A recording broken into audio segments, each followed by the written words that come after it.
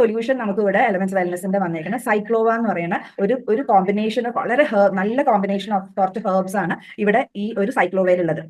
അതിൽ ഫസ്റ്റ് വരുന്നത് മന്ദാരം നമ്മുടെ സിസ്റ്റ് ഈ ഓവറിയിലും ഒക്കെ ഉണ്ടാവുന്ന സിസ്റ്റിനെ മാറ്റാനായിട്ട് അതിന്റെ നമ്മുടെ തൈറോയിഡിന്റെ ആരോഗ്യത്തിനും എല്ലാത്തിനും മന്ദാരം വളരെ നല്ലതാണ്. പിന്നെ ശിഗ്രൂ, വരുണ, ശിരീഷ എന്നൊക്കെ പറയുന്ന ഒരു 3 കോമ്പിനേഷൻ തൈറോയിഡിന്റെ പിറ്റ്യൂട്ടറി ഗ്ലാൻഡിന്റെ പ്രവർത്തനം കറക്റ്റ് ആക്കാനായിട്ട്. പിന്നെ ബ്രെയിനിന് ഒരു വലിയ റോൾ ഉണ്ട് ഈ പീരിയഡ്സ് കൺട്രോൾ ചെയ്യണേൽ. കാരണം നമുക്ക് സ്ട്രെസ് വരുമ്പോൾ എന്തുകൊണ്ടാണ് പീരിയഡ്സ് നിന്ന് പോകണതോ അല്ലെങ്കിൽ പീരിയഡ്സ് റിലേറ്റഡ് ആയിട്ട് ഇഷ്യൂസ് വരുന്നത്?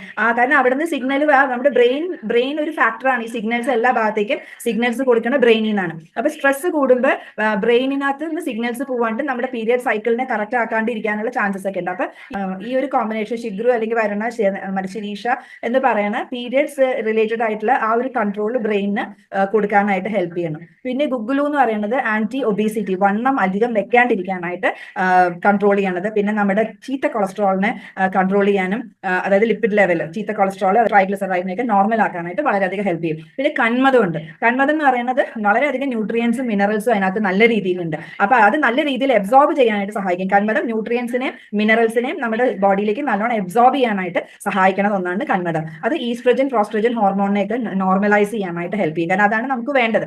പിന്നെ കായം എന്താണെന്ന് വെച്ചിട്ടുണ്ടെങ്കിൽ നമുക്ക് അറിയാം എപ്പോഴും വയറ്, നമ്മുടെ ദഹനം എപ്പോഴും കറക്റ്റ് ആയിരിക്കണം. അപ്പൊ ജഠരാഗ്നിയെ വർദ്ധിപ്പിച്ചുകൊണ്ട് ദഹനം ശരിയാക്കാനായിട്ടാണ് ഈ കായം നമ്മളെ ഹെൽപ്പ് ചെയ്യണത്. പിന്നെ പ്രൊജസ്ട്രോൺ ഹോർമോണിന്റെ പ്രൊഡക്ഷൻ സ്റ്റിമുലേറ്റ് ചെയ്യാനും ഇത് ഹെൽപ്പ് ചെയ്യും, കായം ഹെൽപ്പ് ചെയ്യും. പിന്നെ ഇൻമെച്യൂർ ആയിട്ടുള്ള പ്രസവം, ബർത്ത്, അതിനുള്ള സാധ്യത കുറയ്ക്കും ഈ കായത്തിന്റെ ഈ ഒരു കോമ്പിനേഷൻ വരുന്നത്. പിന്നെ വരുന്നത് പീരിയഡ്സ് റിലേറ്റഡ് ആയിട്ട് വരുന്ന വയറുവേദന, നടുവേദനയൊക്കെ കുറയ്ക്കാനായിട്ട് കായം നല്ലതാണ്. പണ്ട് നമ്മറിയാം കായം തിളപ്പിച്ചിട്ട് വെള്ളമൊക്കെ കുടിക്കാൻ തരുമായിരുന്നു വയറുവേദനയൊക്കെ വരുമ്പോൾ. അപ്പൊ ഇങ്ങനെയുള്ള കോമ്പിനേഷൻ. പിന്നെയുള്ള ഉലുവ നമ്മുടെ മെറ്റബോളിസം കറക്റ്റ് ചെയ്യാനും കൊളസ്ട്രോൾ നോർമലൈസ് ചെയ്യാനൊക്കെ ഉലുവ വളരെ നല്ലതാണ്. പിന്നെ ശുദ്ധ കാസസം എന്ന് പറഞ്ഞാൽ ഒരു അയൺ സപ്ലിമെന്റ് ആണ്. എനീമിക് ആവാണ്ടിരിക്കാനായിട്ടുള്ള ഒരു അയൺ സപ്ലിമെന്റ് ആണ് അത്. പിന്നെ ശതാവേരി കിഴങ്ങ് ആന്റി ഓക്സിഡന്റ് ആണ്. ഇതൊക്കെയാണ് ഇതിന്റെ ഒരു കോമ്പിനേഷൻ വരുന്നത്. ഇതെങ്ങനെ വർക്ക് ചെയ്യുന്നത് വെച്ചാൽ നമ്മുടെ ബ്രെയിനിനെ സ്റ്റിമുലേറ്റ് ചെയ്യും. ബ്രെയിനിൽ നിന്ന് സിഗ്നൽസ് ചെന്നാലാണ് എല്ലാ പ്രവർത്തനത്തിലും ബ്രെയിനിൽ നിന്നാണ് സിഗ്നൽ വരുന്നത്. അപ്പൊ ആ ബ്രെയിനിനെ സ്റ്റിമുലേറ്റ് ചെയ്യാനായിട്ട് ഈ എല്ലാ കോമ്പിനേഷൻസ് ഹെൽപ്പ് ചെയ്യും. തൈറോയിഡിന്റെ പ്രശ്നം പരിഹരിക്കാനായിട്ട് ഹെൽപ്പ് ചെയ്യും. സിസ്റ്റിനെ, നമ്മുടെ ഓവറീസിലൊക്കെ ഉണ്ടാവുന്ന സിസ്റ്റിനെ ചുരുക്കാനായിട്ട് അത് ഹെൽപ്പ് ചെയ്യും. ലിപ്പിഡ് പ്രൊഫൈൽ, ട്രൈഗ്ലിസറൈഡ് അങ്ങനെയുള്ളതിനെയൊക്കെ നോർമൽ ആക്കാനായിട്ട്, മൊത്തത്തിലുള്ള നമ്മുടെ ഹോർമോൺ ലെവൽ ബാലൻസ് ചെയ്യാൻ വേണ്ടിയിട്ട് ഈ എല്ലാ കോമ്പിനേഷൻസും നമ്മളെ ഹെൽപ്പ് ചെയ്യും. 1-2 ക്യാപ്സ്യൂള് ഭക്ഷണത്തിന് ശേഷം കഴിക്കാനാണ് ഇവര് കമ്പനി റെക്കമെൻഡ് ചെയ്യണം.